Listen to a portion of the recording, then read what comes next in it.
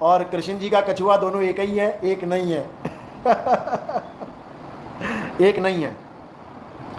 अब कृष्ण जी के कछुए में क्या दिक्कत है इसको समझ लो।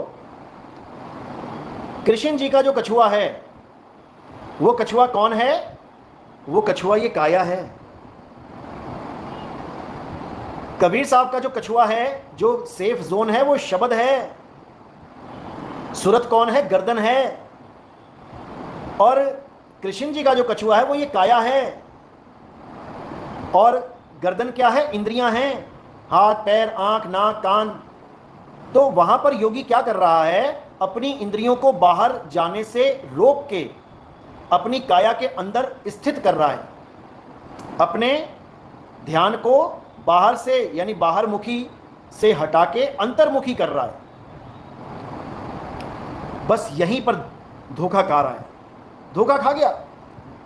अरे बड़े बड़े योगी, बड़े बड़े तपस्वी 21-21 हजार साल जो तपस्या करते रहे, वो अपने आप को अपनी काया में स्थित करके बैठ गए।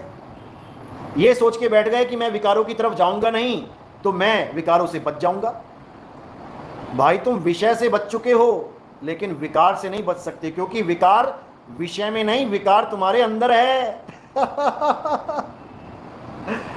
विकार शरीर के अंदर है, विकार इन तत्वों में ही है।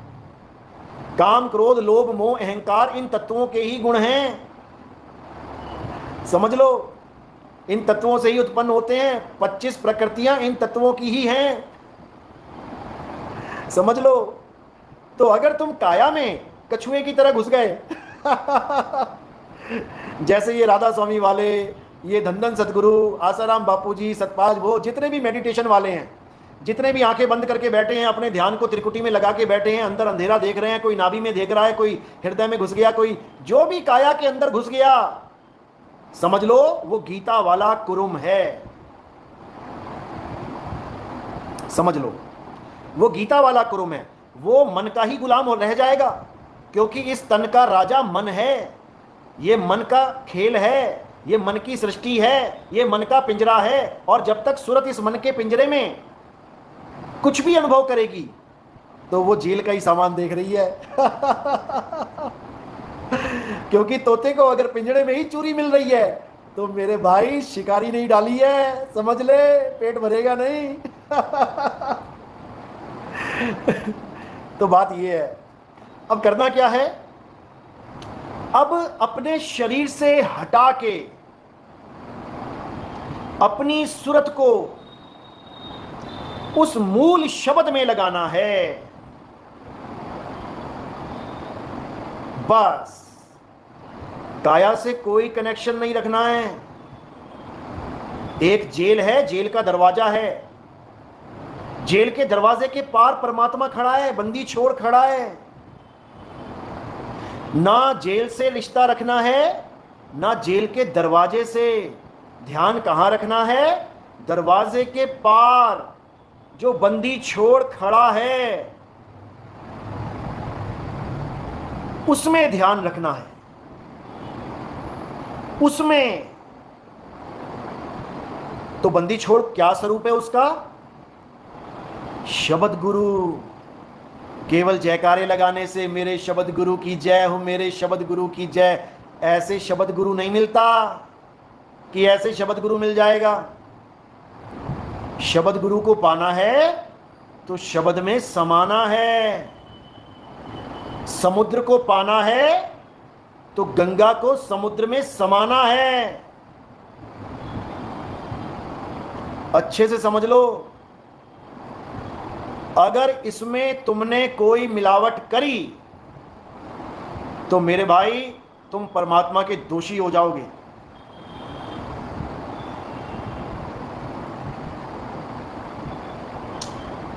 दोषी हो जाओगे।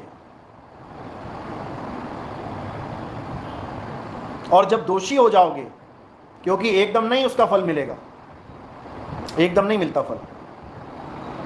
अरे तुम जहर की गोली खा के देख लो, वो भी एकदम असर नहीं करती। उसको भी 10 मिनट 15 मिनट आधा घंटा 1 घंटा लगता है असर करने में।